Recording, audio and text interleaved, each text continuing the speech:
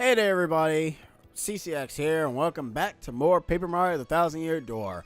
After the last episode where my brain for some reason just stopped working, I am a little bit better, I think, I hope, I don't know. The last episode we end up having our Bowser and Peach intermission, and now in this episode we're going to find out that, well, we already found out where the next crystal star is located. But before we end up going to the next area, we have ourselves one trouble mission that we can't do. Well then, that just puckles my sadness. Alright, so let's go ahead and just do Jolene's right now.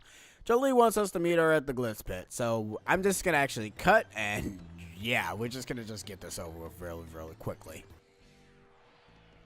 Alright, and now we are finally back at the Glitz Pit. Now, alright, another thing I kind of have like a little bit of an issue with Paper Mario the Thousand Year Door, and this is kind of just a nitpick or probably preference in my occasion. I don't really like the fact that we have to keep going back and forth for some of these missions, because I'm going to say this now, the other two missions basically has me backtracking galore, and I don't want to do those. That's the last stand badge. Sorry that I actually skipped the dialogue, the text box for that very quickly, but yeah, that's kind of, oh, wait, where's the room in this? Is it Major League Rocket? Okay. Major League Rocket. Okay. That's not it. Where is it? Oh, it's over here. Say, you need to talk to Miss Jolene? Yes, thank you. Need to actually speak with her real quick. Yo! Yes, who is it? It's customary to knock before entering. Oh, wise Great Gonzalez. It's been too long. How have you been? We've been good. I must tell you, we've seen a big drop-off in attendance since you returned the belt. I was a touch worried. Our financials didn't look too good for a while, but luckily Rockhawk made a dramatic comeback and reigned supreme again. Yes, it's been a whirlwind of activity every day since I became a promoter. Wait, just a moment. Are you back to fight Great Gonzalez' return? You must be, right? No, we're not. No, we're here for your weird trouble shenanigans. You want to unretire and battle again? I always knew this day would come. I thought I was supposed to be doing a mission for you. Let me just find your old registration so we can... Huh? Yes.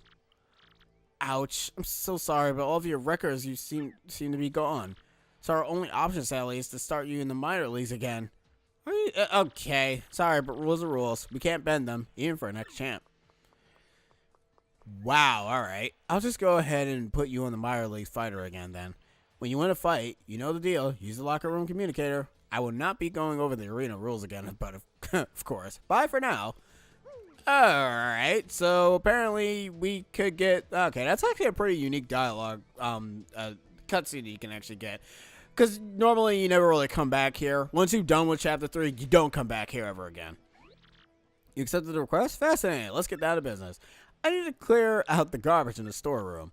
I can't get anywhere near it. I have a problem with garbage. I don't talk about it. Just put it somewhere and so I can't see it. You got it.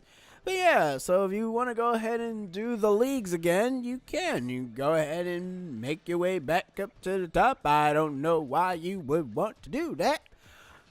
Actually, I don't even know. Yeah, is there like a... What the hell?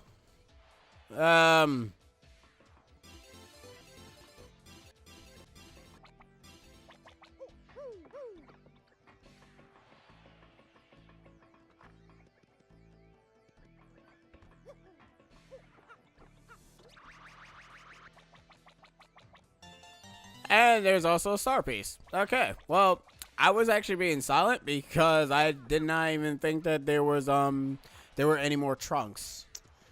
So I'm gonna leave because that's kind of gross. Why would anybody? Why? Why would you do that? Alright, so we can return back to do this. Is there really a point to redoing this, though? That's kind of a good question. And my question, would Jolene do the thing where she wants us to do, what is it? She'll want us to do certain conditions again? I'm kind of wondering if she'll make us do that again. If that is the case, that's kind of interesting. And I mean, you know, if you wanna do something like that, then go right ahead. I mean, if you like the Glispin so much, go nuts. Anyways, funny enough, we kind of need to take these trunks to somebody because we need to actually get rid of them. So, yeah. Oh, wait a minute. Ah, crap. Dumb. We actually are supposed to re-talk to Jolene after we have taken all the undies. Because I am an idiot. Okay. Well, we got your undies. Now what we wanted to do. You smell terrible. Oh, no. You don't still have that garbage on you, do you? You have to take that stuff far away from here. I can't stand it. I know of a Goomba named Goomfurry in Rogueport that buys stuff like that. That's weird. Why does he buy... You know what? Don't answer that. Alright, and now we're back at Rogueport. I was kind of like going through some stuff. I was kind of like wondering something. Is there like a lot of GameCube games where there's just like one specific button that does not work or do... Well, not doesn't work. Doesn't do anything. Like, I noticed, like, in this game, I don't think the C-Stick does anything. Like, I don't think it does anything in the game. Not to my knowledge. I know the C-Stick controls... I know... I want to say the D-pad doesn't do anything in Wind Waker. Then again, I could be wrong on that. I don't know. Because you can also say the same thing that the D-pad does not do anything in Ocarina of Time as well. What was the point of them having the D-pad for the N64? That's by far the most stupidest design I ever had. It's like you have the D-pad just there, and it does nothing for some games. Yeah, I suppose it's Jolene now. Who was it I was supposed she wanted to take care of? Oh, okay. You're a person. You're one of those. Oh, seriously? Yeah, we're not gonna deal with this. Oh, you guys are wondering why I just decided just to not say anything and cut all of that? This game, why does it do that? And that's not the first time that happens, mind you. That happens again. Alright. You know what? Yeah, I clicked, gave me my we're not solving the other trouble mission. Because the other trouble mission is just essentially me getting ingredients for people, and what you're doing is essentially going back and forth. I mean, well, I guess what I could do is probably like later on in the game get the ingredients that we were supposed to get and just give it to the people, because at that point we can be able to actually complete the mission a lot faster. But until then, let's go talk to Luigi, and let's we'll call it a part, because what? Really? I heard of dragging on, but that is the pinnacle of dragging. And it's gonna happen again later on in the game. In fact, it happens so many times that I think this game loves padding. This game is a whole bunch of padding nonsense. I mean, I love this game, but goddamn, there's like some things that are just padding inducing. And that right there was a bit padding inducing. You could have just you could have given him all the trunks and nothing would have been missed. All you did was make me give him the trunks separately. Seriously? This was probably like an easier way to give them all. I highly doubt it. Let's go ahead and talk to Luigi and his partner Cherry Bomb. Well, I got my second piece of marvelous compass at the Plump Belly Village recently. Oh boy, I really got my hands dirty on this one. I'll tell you what. Sure, why not? Hey, sounds good to me. Yeah, let's talk about Plump Belly Village. Oh, like I said, it really goes long story, but here it goes. Once we made landfall on the Strudel continent, we made for Plump Belly Village. Once we got there, though, we immediately noticed that something was wrong. We learned from the mayor that the town was ruled by a giant snake named Hizzy. Aw, it could have been that snake from Super Mario Bros. 2. That would have been an awesome reference. I don't even remember what that snake is even called. Oh well. He said his own daughter was going to be offered up as a sacrifice to this beast. Well, that's a bit dark. So of course, being heroic, I offered myself up to go in her stead. Brave, huh? Now, the custom was for sacrifices to be dressed as brides, so I got all dolled up. I was one hot sacrifice, bro. I looked so good. I fooled our foes and got his lair. It was kind of rough fighting in that gown, but I managed to chiefin really chafes, bro. I've only found he's whatever, and the snake had a second head on his tail. Talk about scary. I fainted real quick, but when I came to, I managed to distract both heads. It reared up, fangs bared to attack, and at the moment, I whatever. His gaping mouth smashed into one another, and he vanished in a cloud of smoke.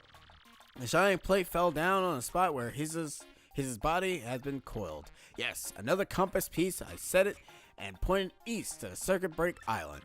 Just as I was about to leave town, the mayor asked me to stay and marry his daughter. I thought about it. She was sort of cute, but we ended up sneaking off the next morning. I mean, I still have the same Princess St. Clair from the Chestnut King. And when Marvelous Compass active this time, I heard somebody's voice. It was beautiful, bro. I'm certain it was Princess Sinclair's voice. My heart began to race. That's when I realized, Princess Sinclair, I kind of zoned out there. So yeah, we set sail again after ditching town. And somehow we managed to get back here to Rope Park, and here I am. Wow, alright, so that was interesting. What do you guys say, Cherry Bomb? Because I don't think he mentioned anything about you. Hi, I guess I'm Jerry. I'm a bomb from Plum Belly Village. Nice meeting you. Sorry I sound so down, but you would be too if you saw Luigi dressed as a bride. I'm serious, it scarred me. It was honestly scarier than that giant snake thing. I feel I now have a moral duty to stop Luigi from ever dressing as a bride again. I have to protect the world from my fate. That's why I'm sticking close to this guy. Whatever, bro, but I'm gonna say this now. Few years into the future, Mario's gonna be wearing a dress. Moving on. Alright, so our goal to be able to actually try to get into Twilight Town is well as followed. We will actually be figuring that out in the next episode. In the next episode, we're going to be heading to Chapter 4, Twilight Town, where the 4th Crystal Star resides. Ivan CCX, and remember, the Trouble Center missions are interesting enough. It's just that there is a crap load of backtracking, and it'd be kind of a waste of time, so I don't really want to do them. I'm only going to do the interesting ones, the ones that don't consist of me going back and forth like some egghead, and also the other problem is that the rewards are not that great. Here's the thing, before I finish the parts, the rewards that you technically get is sometimes 30 coins, which you're gonna end up spending more than that just to get the items and to bring them back just to get 30 coins. You're not gonna make profit out of that. Those are not side quests, those are dull quests. But anyways, that's the end of this episode. I am done with my anger, and I'll catch you guys next time when we head to Twilight Town. See you guys laters.